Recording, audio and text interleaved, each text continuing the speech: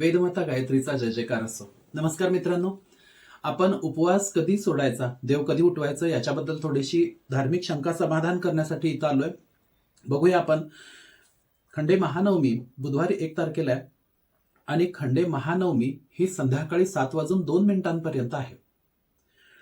अष्टमीला हरजागर करणारे म्हणजे मंगळवारी आपण हरजागर करणारे, 5 कडाकणी 5 धपाटी वेणी फणी यांची माळ आपण देवीला अर्पण करणारे आणि नवमीच्या दिवशी वास्तविक पाहता देव उठवले पाहिजेत आणि उपवास सोडला पाहिजे. खंडे महानवमीचा उपवास प्रत्येक कॅलेंडरमध्ये सुद्धा दिलेला आहे की खंडे महानवमीचा उपवास करावा. उपवास करावा म्हणजे तो पूर्ण दिवस उपवास करावा आणि नवमी संपल्यानंतर किंवा संपतेवेळी तुम्ही उपवास सोडावा आणि देव उठवावेत. संध्याकाळी देव उठवणं हे 6:30ला सूर्यास्त होणार आहे आणि त्यानंतर देव उठवणं योग्य होणार नाहीये.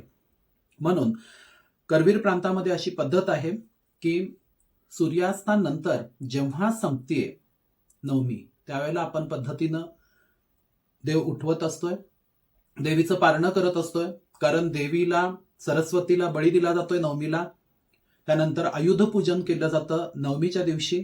त्याच दिवशी उपवास वास्तविक पाहता देव उठवले पाहिजेत, उपवास सोडले पाहिजेत. परंतु नवमी ही रात्रीपर्यंत असल्यामुळं रात्रीच्या वेळेला नैवेद्य दाखवून देव उठवणं, वनस्पतीला हात लावणं योग्य वाटत नाहीये.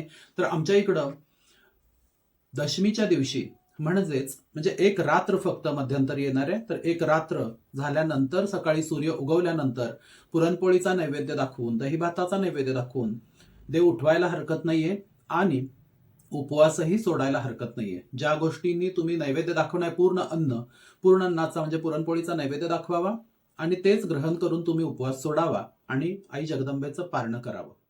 नमस्कार.